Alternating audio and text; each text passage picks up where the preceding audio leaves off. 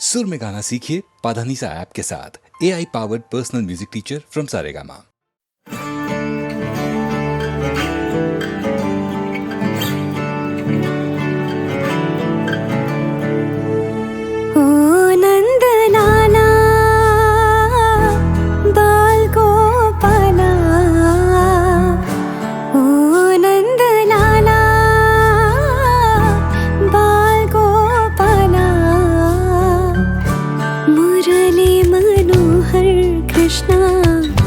मदन गोपाला माधव ओ नंद लाला बाल गोपाला मुरली मनोहर कृष्णा मदन गोपाला माधव ओ नंद लाला।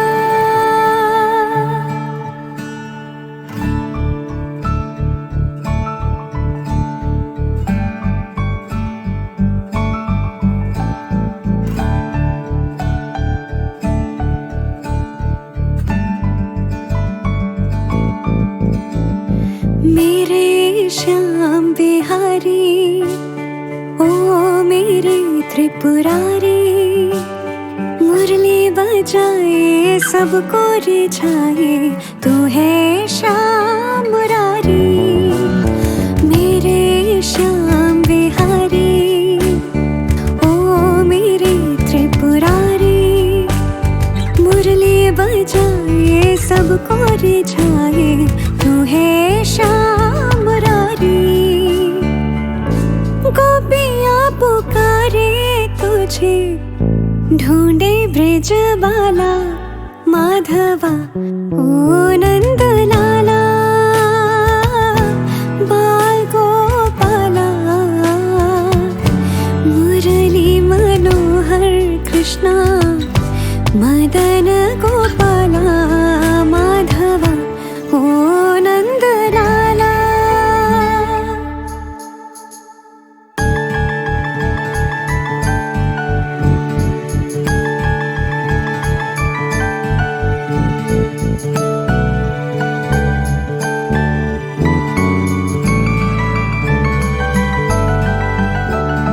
यमुना की वो लहरें सुबह शाम दोपहरे तेरी राह निहारे हैं सब सखियों की नजरें। यमुना की वो लहरें सुबह शाम दोपहरे तेरी राह निहारे हैं सब सखियों की नजरें। मेरे गिरधारी आओ ढूंढे ब्रज बाला माधवा ओ नंद लाला बाल गोपाला ओ नंद लाला बाल गोपाला मुरली मनोहर कृष्णा मदन गोपाला माधवा ओ नंद लाला।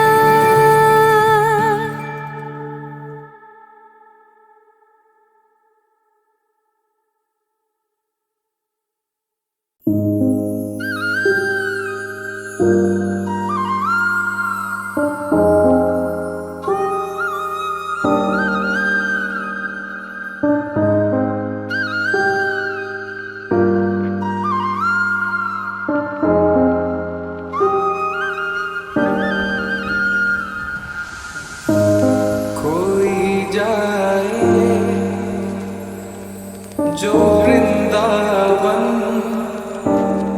मेरा पैगाम ले जाना।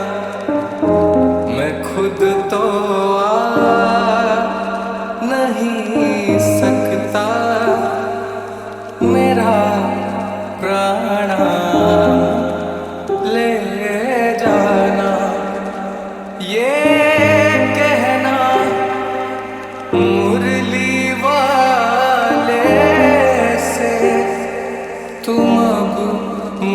कब बुलाओगे, पड़े जो जाल माया के, उन्हें तुम कब छुड़ाओगे। मेरा जो हाल पूछें तो मेरे आंसू बता देना। कोई जाए जो वृंदावन, मेरा पैगाम ले जाना। जो रातें जाग कर देखे मेरे सब ख्वाब ले जाना। मेरे आंसू तड़प मेरी, मेरे सब ख्वाब ले जाना। ना ले जाओ अगर मुझको मेरा सामान ले जाना। कोई जाए जो वृंदावन, मेरा पैगाम ले जाना।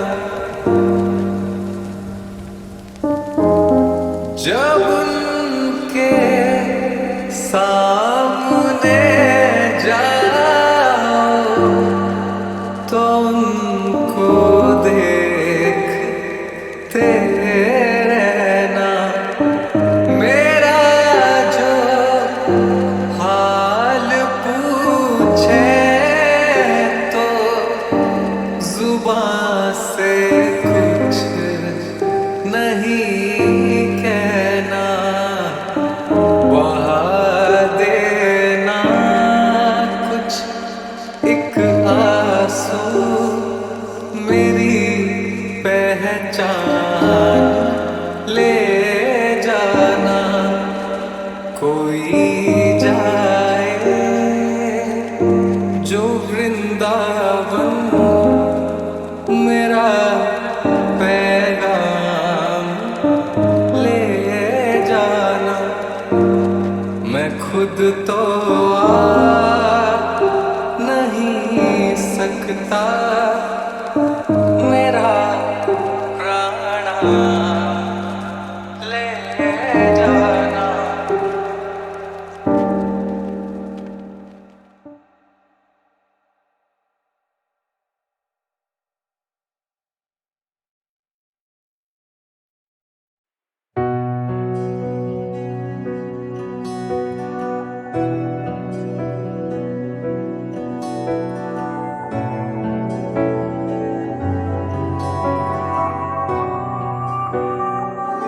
शिव शिव बोले मेरा मन, शिव में लगी लगन। शिव के चरण में कर दो ये जीवन अर्पण। शिव शिव बोले मेरा मन, शिव में लगी लगन। शिव के चरण में कर दो ये जीवन अर्पण।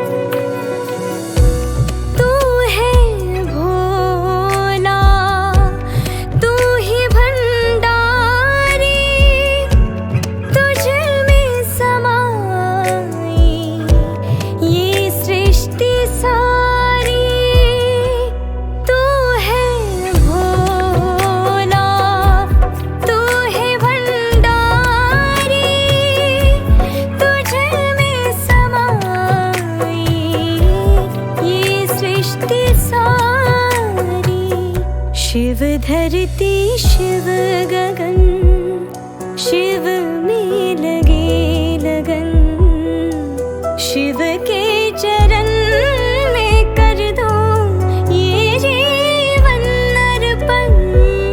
शिव शिव बोले मेरा मन।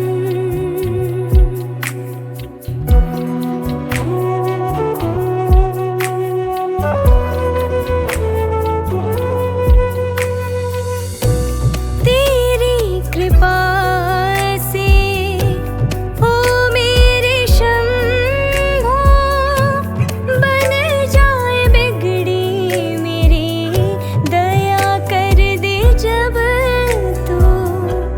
तेरी कृपा से हो मेरे शंभो, बन जाए बिगड़ी मेरी, दया कर दे जब तू।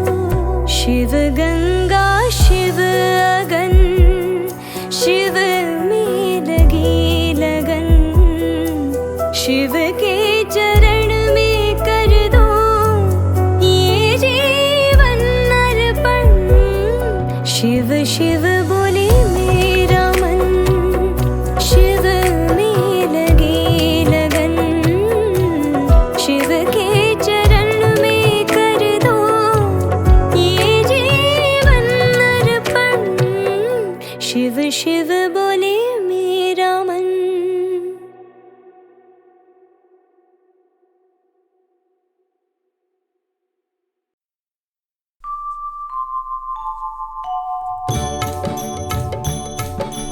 जिनके हृदय राम रमे उन्हें काहे की कमी, उनको काहे की कमी, उनको काहे की कमी। जप ले राम सिया राम, बोलो राम सिया राम, जय जय राम सिया राम। जिनके हृदय राम रमे उन्हें काहे की कमी, उनको काहे की कमी, उनको काहे की कमी। जप ले राम सिया राम, बोलो राम सिया राम, जय जय राम सिया राम। जिनके हृदय राम रमे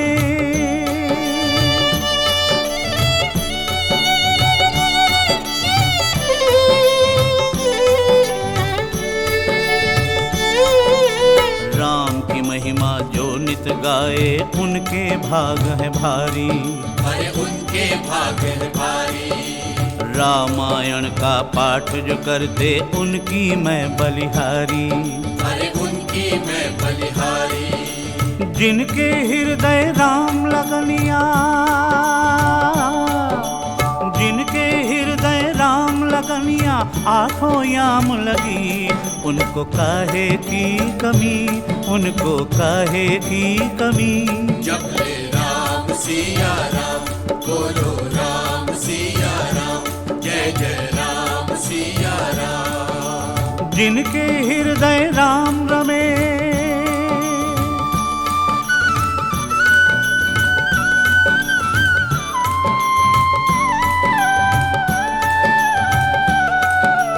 राम नाम तुलसी ने गाया, भवसागर भय पारा, हरि भवसागर भय पारा। राम नाम नित जपे कबीरा, भया राम दीदारा, हरि भया राम दीदारा।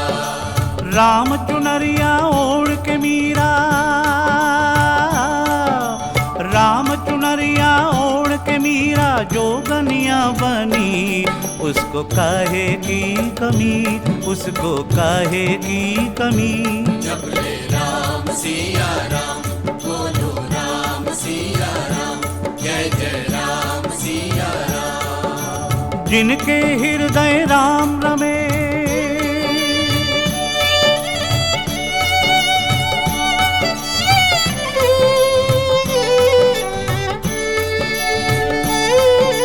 राम रचैया सारे जग का, सबका जीवन दाता, अरे सबका जीवन दाता।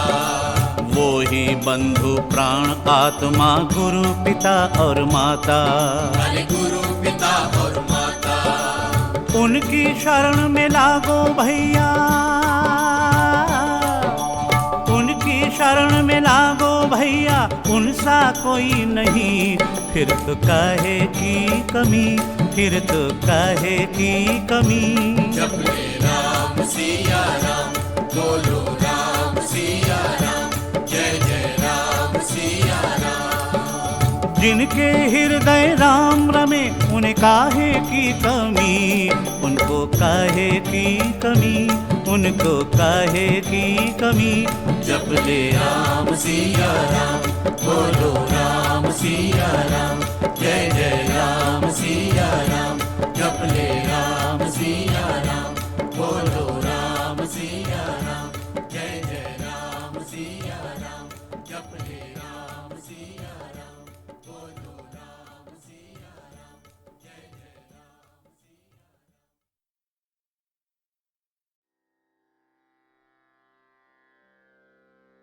नमस्कार दोस्तों, मैं शैलेंद्र भारती आपका स्वागत करता हूं भागवत पुराण की कथा वराह अवतार में।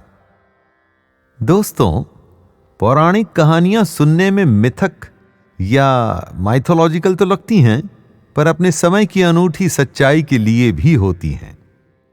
आज हम आपके लिए भागवत पुराण की वो कथा लाए हैं जिसमें विष्णु जी के तीसरे अवतार वाराह अवतार की कहानी है। आपने तो चित्र देखा ही होगा जिसमें एक वाराह रूप ने धरती को अपने दांत पर उठा रखा है और वो धरती को कहीं से निकाल कर ला रहे हैं। इन कथाओं में जो सच्चाई होती है उसमें कई साइंटिफिक फैक्ट्स भी होते हैं। अच्छा जीवन कैसे जीना है, एक अच्छे जीवन में मोटिवेशन कहां से प्राप्त करना है, वो तो हमेशा ही पता चलता है दोस्तों। तो आइए भागवत पुराण की इस कथा को सुनते हैं। ये कथा वहां से आरंभ होती है जब एक बार ब्रह्मा जी के मानस पुत्र सनकाद ऋषि भगवान विष्णु से मिलने के लिए बैकुंठ धाम पहुंचे। सनकाद ऋषि के बैकुंठ धाम पहुंचने पर भगवान विष्णु के दो पार्षद जय और विजय उन्हें द्वार पर ही रोक देते हैं। सनकादि जी बहुत ही सम्मानित ऋषि थे, पर उनको भीतर जाने से रोक दिया गया। सनकादि ऋषि ने उन्हें बहुत समझाया, पर दोनों द्वारपाल जय और विजय ने उन्हें अंदर जाने नहीं दिया। सनकादि ऋषि क्रोध में आ गए और दोनों को पाप योनि यानी कि धरती पर जन्म लेने का श्राप दे दिया। श्राप तो दे दिया था। ऐसा होने के बाद भगवान विष्णु ने भी सनकादि ऋषि को समझाया, पर अब क्या होता, अब कुछ नहीं हो सकता था। बहुत विमर्श के बाद यह बात सामने आई कि इन दोनों जय और विजय को धरती पर दैत्य योनि में 3 जन्म लेने होंगे, और जब स्वयं विष्णु जी के हाथों इनका संहार होगा तब ये इस श्राप से मुक्त होंगे। तो इस तरह जय विजय का जन्म सतयुग में हिरण्याक्ष और हिरण्यकशिपु के रूप में हुआ। आज की हमारी कहानी का फोकस हिरण्याक्ष हैं, तो आइए आज हम उसी की बात करेंगे। हिरण्याक्ष भगवान ब्रह्मा का परम भक्त था। कई वर्षों तक उनकी पूजा करके उसने ये वरदान प्राप्त कर लिया कि कोई भी देव, मनुष्य, असुर, देवता, जीव जंतु उसे नहीं मार सकेगा। बड़ा ही टेक्निकल वरदान मांगा था हिरण्याक्ष ने। उसने उन सभी जीव जंतुओं का डिटेल में नाम लिया जिनसे वो मरना नहीं चाहता था। वरदान मिलने के बाद हिरण्याक्ष को अपनी अमरता पर भरोसा हो गया और इसके साथ ही उसके अत्याचार भी शुरू हो गए। देवताओं पर, इंद्र के महल पर भयंकर आक्रमण आरंभ हो गए। उसके अत्याचार से बचने के लिए देवताओं ने धरती पर शरण ली। उनके स्वर्ग लोक पर तो हिरण्याक्ष का कब्जा हो चुका था। जब हिरण्याक्ष को यह बात पता चली तो उसने धरती को समुद्र में डुबो दिया। कई जगहों पर ऐसा भी कहा गया है कि हिरण्याक्ष ने धरती को रसातल या पाताल लोक में डुबो दिया। ये दोस्तों बहुत ही बड़ा इंसिडेंट हो गया था। धरती को तो किसी भी हालत में बचाना ही था। ब्रह्मा जी सोचने लग गए कि उन्होंने स्वयं ही हिरण्याक्ष को वरदान दिया था, तो अब क्या किया जा सकता है। हो ना हो, अब उन्हें विष्णु जी की सहायता लेनी ही पड़ेगी। ऐसा उन्होंने सोचा ही था कि तभी उनकी नाक से एक छोटा सा प्राणी बाहर गिरा। यह प्राणी एक सूअर था, यानी कि वाराह। फिर वो प्राणी अपने आप ही बड़ा होने लगा और उसने एक विशाल आकार ले लिया। ये और कोई नहीं, स्वयं विष्णु ही थे। उन्होंने ब्रह्मा जी को आश्वस्त किया कि वो धरती को बचाने के लिए समुद्र में प्रवेश करेंगे और उसे बचा के लाएंगे। अब जरा आप उस वरदान के बारे में सोचिए जो हिरण्याक्ष ने ब्रह्मा जी से मांगा था। उसने कई जंतुओं को मेंशन किया था, पर सूअर का नाम लेना वो भूल गया था, या उसे लगा कि एक सूअर इतना इंपॉर्टेंट नहीं कि उसे वो मार सके। विष्णु जी वाराह के रूप में धरती को बचाने के लिए समुद्र में प्रवेश कर जाते हैं और धरती को खोजने लगते हैं। दूसरी ओर हिरण्याक्ष ने समुद्र के देवता वरुण जी को चैलेंज कर दिया था कि वो उससे युद्ध करें। वरुण जी ने सच्चाई से कह दिया कि वो उससे युद्ध नहीं कर सकते, पर हां, हिरण्याक्ष को विष्णु से युद्ध करना चाहिए जो उन्हें टक्कर दे सकते हैं। वहीं विष्णु जी ने समुद्र में धरती को खोज लिया था और वो उसे अपनी थूथनी पर उठाए समुद्र से बाहर ले जा रहे थे। हिरण्याक्ष ने उनको देख लिया और चैलेंज करके युद्ध करने को कहने लगा। विष्णु जी रुकते नहीं, वो समुद्र की सतह की ओर बढ़ते ही जाते हैं। हिरण्याक्ष भी उनके पीछे पीछे दौड़ता है। इस रेस में विष्णु जी रुकते नहीं और समुद्र तल से ऊपर आकर के पहले तो धरती को उसकी धुरी पर स्थापित करते हैं और उसके बाद वो मुड़कर हिरण्याक्ष की ओर देखते हैं। हिरण्याक्ष विष्णु पर अपनी गदा फेंकता है और एक भयंकर युद्ध आरंभ हो जाता है। युद्ध के अंत में हिरण्याक्ष की मृत्यु हो जाती है और धरती फिर से अपनी धुरी पर घूमते हुए सुरक्षित हो जाती है। दोस्तों, वेस्टर्न स्कॉलर्स से प्रभावित लोग भागवत पुराण को 1000 साल पुराना बताते हैं।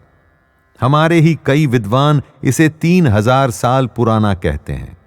जो भी हो, उस समय के ऋषि मुनि कैसे जानते थे कि पृथ्वी अपनी धुरी पर घूमती है? अगर आप ध्यान दें तो वराह जी ने धरती को उसकी धुरी पर स्थापित किया था।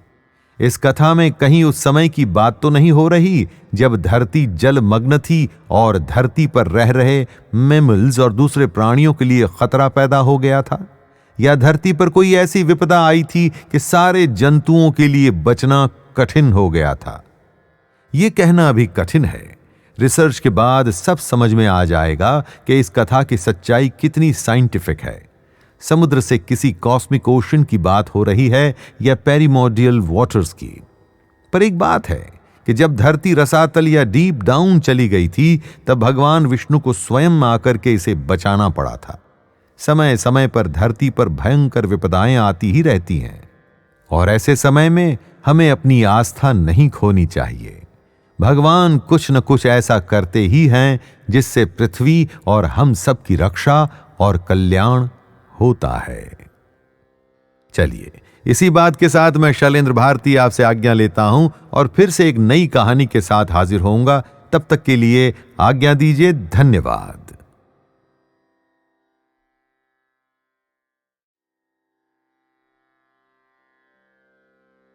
नमस्कार दोस्तों, मैं शैलेंद्र भारती आपका स्वागत करता हूं भागवत पुराण की कथा वराह अवतार में।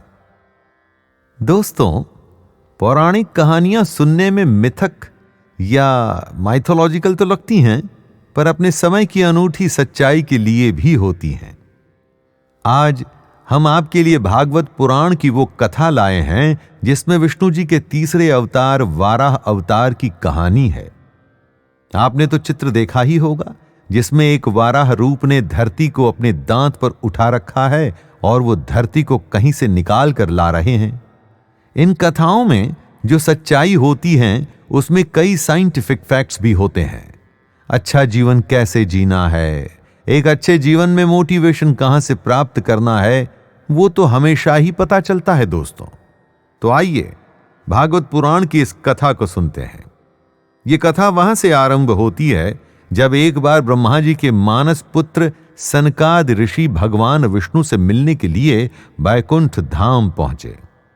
सनकाद ऋषि के बैकुंठ धाम पहुंचने पर भगवान विष्णु के 2 पार्षद जय और विजय उन्हें द्वार पर ही रोक देते हैं। सनकादि जी बहुत ही सम्मानित ऋषि थे, पर उनको भीतर जाने से रोक दिया गया। सनकादि ऋषि ने उन्हें बहुत समझाया, पर दोनों द्वारपाल जय और विजय ने उन्हें अंदर जाने नहीं दिया। सनकादि ऋषि क्रोध में आ गए और दोनों को पाप योनि यानी कि धरती पर जन्म लेने का श्राप दे दिया। श्राप तो दे दिया था। ऐसा होने के बाद भगवान विष्णु ने भी सनकादि ऋषि को समझाया, पर अब क्या होता? अब कुछ नहीं हो सकता था। बहुत विमर्श के बाद यह बात सामने आई कि इन दोनों जय और विजय को धरती पर दैत्य योनि में 3 जन्म लेने होंगे, और जब स्वयं विष्णु जी के हाथों इनका संहार होगा तब ये इस श्राप से मुक्त होंगे। तो इस तरह जय विजय का जन्म सतयुग में हिरण्याक्ष और हिरण्यकशिपु के रूप में हुआ। आज की हमारी कहानी का फोकस हिरण्याक्ष है, तो आइए आज हम उसी की बात करेंगे। हिरण्याक्ष भगवान ब्रह्मा का परम भक्त था। कई वर्षों तक उनकी पूजा करके उसने ये वरदान प्राप्त कर लिया कि कोई भी देव, मनुष्य, असुर, देवता, जीव जंतु उसे नहीं मार सकेगा। बड़ा ही टेक्निकल वरदान मांगा था हिरण्याक्ष ने। उसने उन सभी जीव जंतुओं का डिटेल में नाम लिया जिनसे वो मरना नहीं चाहता था। वरदान मिलने के बाद हिरण्याक्ष को अपनी अमरता पर भरोसा हो गया और इसके साथ ही उसके अत्याचार भी शुरू हो गए। देवताओं पर, इंद्र के महल पर भयंकर आक्रमण आरंभ हो गए। उसके अत्याचार से बचने के लिए देवताओं ने धरती पर शरण ली। उनके स्वर्ग लोक पर तो हिरण्याक्ष का कब्जा हो चुका था। जब हिरण्याक्ष को यह बात पता चली तो उसने धरती को समुद्र में डुबो दिया। कई जगहों पर ऐसा भी कहा गया है कि हिरण्याक्ष ने धरती को रसातल या पाताल लोक में डुबो दिया। ये दोस्तों बहुत ही बड़ा इंसिडेंट हो गया था। धरती को तो किसी भी हालत में बचाना ही था। ब्रह्मा जी सोचने लग गए कि उन्होंने स्वयं ही हिरण्याक्ष को वरदान दिया था, तो अब क्या किया जा सकता है? हो ना हो, अब उन्हें विष्णु जी की सहायता लेनी ही पड़ेगी।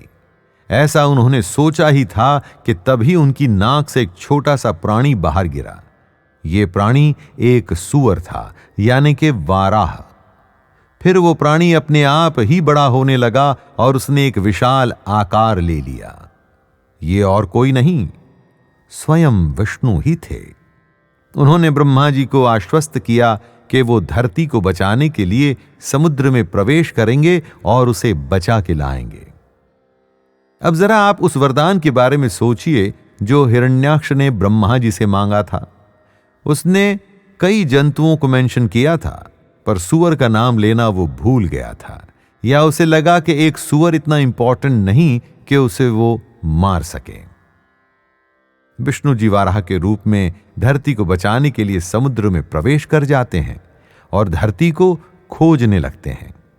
दूसरी ओर हिरण्याक्ष ने समुद्र के देवता वरुण जी को चैलेंज कर दिया था कि वो उससे युद्ध करें। वरुण जी ने सच्चाई से कह दिया कि वो उससे युद्ध नहीं कर सकते, पर हां, हिरण्याक्ष को विष्णु से युद्ध करना चाहिए जो उन्हें टक्कर दे सकते हैं। वहीं विष्णु जी ने समुद्र में धरती को खोज लिया था और वो उसे अपनी थूथनी पर उठाए समुद्र से बाहर ले जा रहे थे। हिरण्याक्ष ने उनको देख लिया और चैलेंज करके युद्ध करने को कहने लगा। विष्णु जी रुकते नहीं, वो समुद्र की सतह की ओर बढ़ते ही जाते हैं। हिरण्याक्ष भी उनके पीछे पीछे दौड़ता है। इस रेस में विष्णु जी रुकते नहीं और समुद्र तल से ऊपर आकर के पहले तो धरती को उसकी धुरी पर स्थापित करते हैं और उसके बाद वो मुड़कर हिरण्याक्ष की ओर देखते हैं। हिरण्याक्ष विष्णु पर अपनी गदा फेंकता है और एक भयंकर युद्ध आरंभ हो जाता है। युद्ध के अंत में हिरण्याक्ष की मृत्यु हो जाती है और धरती फिर से अपनी धुरी पर घूमते हुए सुरक्षित हो जाती है। दोस्तों, वेस्टर्न स्कॉलर्स से प्रभावित लोग भागवत पुराण को 1000 साल पुराना बताते हैं। हमारे ही कई विद्वान इसे 3000 साल पुराना कहते हैं। जो भी हो, उस समय के ऋषि मुनि कैसे जानते थे कि पृथ्वी अपनी धुरी पर घूमती है? अगर आप ध्यान दें तो वराह जी ने धरती को उसकी धुरी पर स्थापित किया था। इस कथा में कहीं उस समय की बात तो नहीं हो रही जब धरती जलमग्न थी और धरती पर रह रहे मैमल्स और दूसरे प्राणियों के लिए खतरा पैदा हो गया था। या धरती पर कोई ऐसी विपदा आई थी कि सारे जंतुओं के लिए बचना कठिन हो गया था? यह कहना अभी कठिन है। रिसर्च के बाद सब समझ में आ जाएगा कि इस कथा की सच्चाई कितनी साइंटिफिक है। समुद्र से किसी कॉस्मिक ओशन की बात हो रही है या पेरिमोर्डियल वाटर्स की। पर एक बात है कि जब धरती रसातल या डीप डाउन चली गई थी, तब भगवान विष्णु को स्वयं आकर के इसे बचाना पड़ा था। समय समय पर धरती पर भयंकर विपदाएं आती ही रहती हैं, और ऐसे समय में हमें अपनी आस्था नहीं खोनी चाहिए। भगवान कुछ न कुछ ऐसा करते ही हैं जिससे पृथ्वी और हम सब की रक्षा और कल्याण होता है। चलिए, इसी बात के साथ मैं शैलेंद्र भारती आपसे आज्ञा लेता हूं और फिर से एक नई कहानी के साथ हाजिर होऊंगा। तब तक के लिए आज्ञा दीजिए। धन्यवाद।